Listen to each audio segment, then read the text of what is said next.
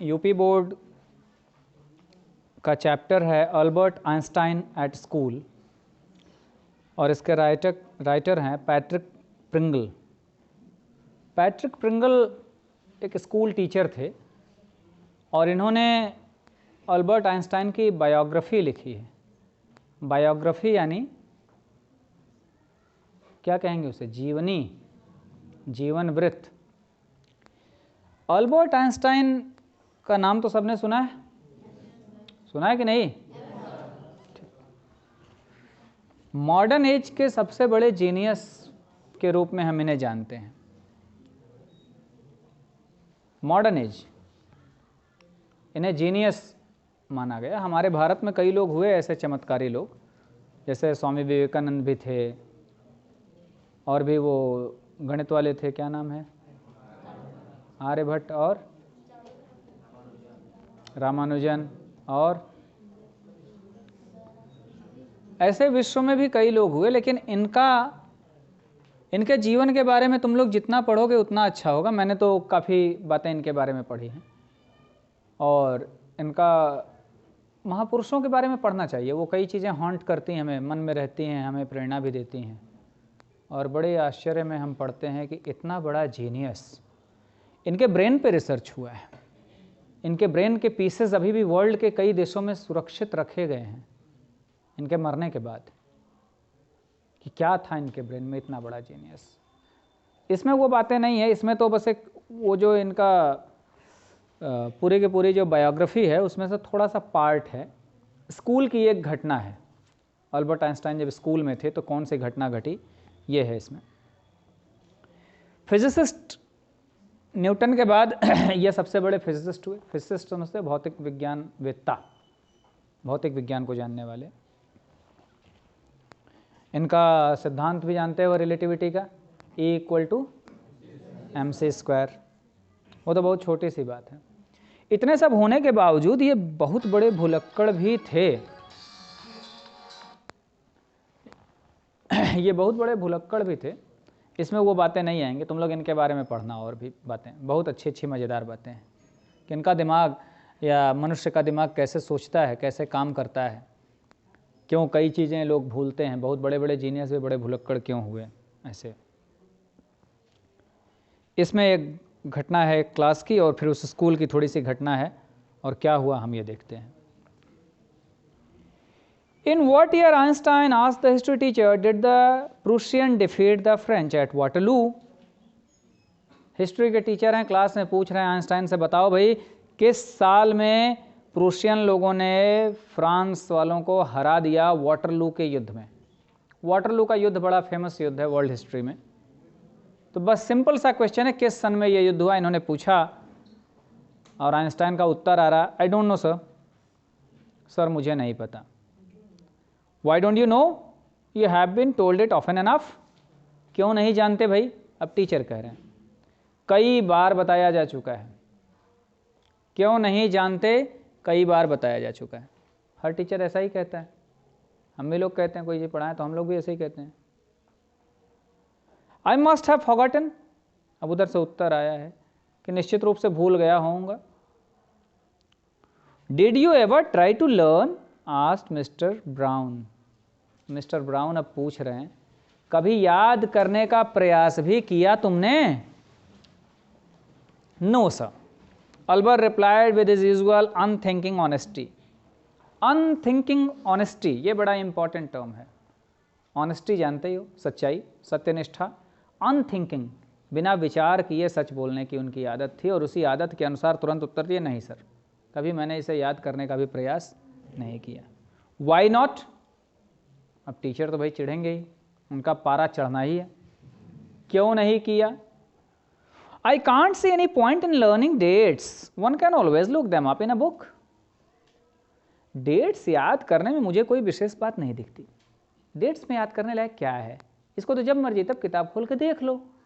इसे याद करने में अपना मस्तिष्क क्यों हम खर्च करें? Mister brown was speechless for a few moments.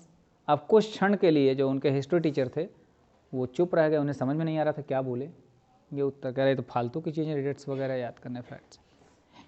You amaze me Einstein, he said at last.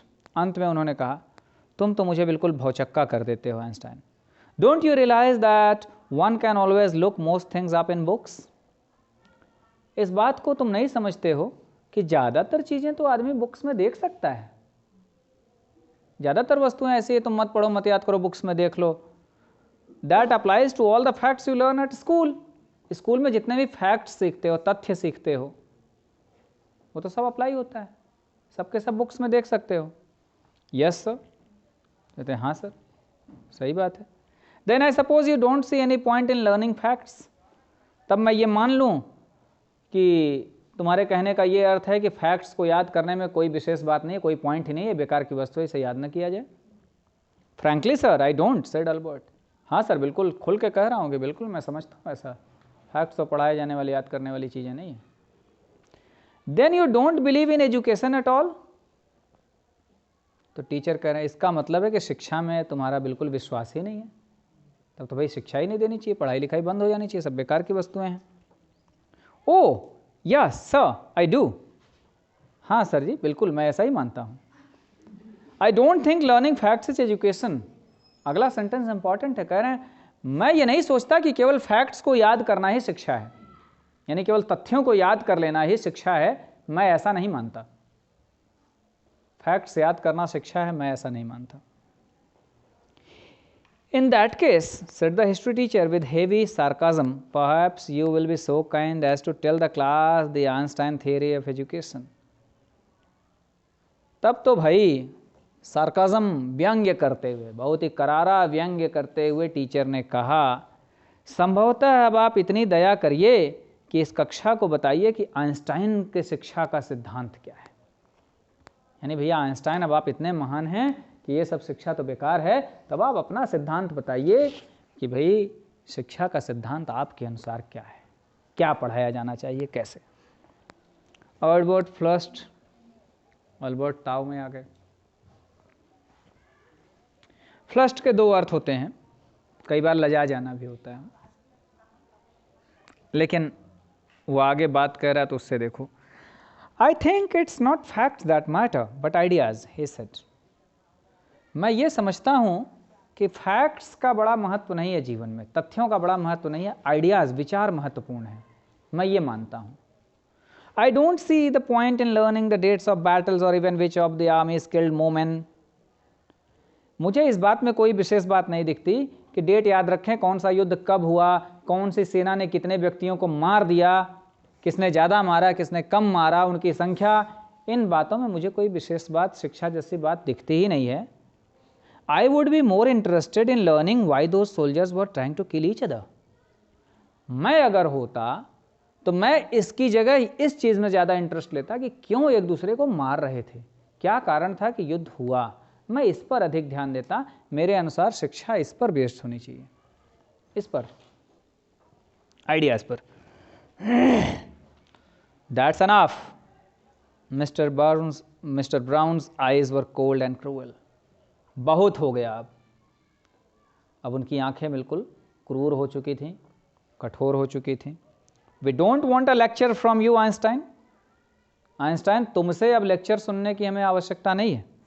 You will stay in for an extra period today, और आज रुकोगे एक्स्ट्रा पीरियड के लिए। कई स्कूलों में इस तरह की व्यवस्था होती है, जो बच्चे ज़्यादा वीक होते हैं किसी सब्जेक्ट में, उनको एक्स्ट्रा क्लासेस ली जाती हैं, थोड़ा पहले छुट्टी कर दे। जैसे भी तुम लोग पूरा 3 बजे छूटते हो, तो कई स्कूलों में ऐसी व्यवस्था होती है कि 2:30 बजे सारे बच्चे छूट गए, आधे घंटे का समय बचा के उसमें टीचर्स एक्स्ट्रा क्लासेस लेते हैं, जो कमज़ोर बच्चे हैं उनको थोड़ा सा अलग से हेल्प करते हैं, थोड़ा उनको बेसिक बताते हैं। Although I don't imagine it will do you much good. कह रहे तुम आज रुकोगे, एक्स्ट्रा पीरियड तुम्हारी लग रही है, लेकिन मैं ये मानता हूँ कि तुम्हें इससे कोई लाभ नहीं होगा। It won't do the school any good either, और इससे विद्यालय को भी कोई लाभ नहीं होगा, न तुम्हें लाभ होगा न विद्यालय को।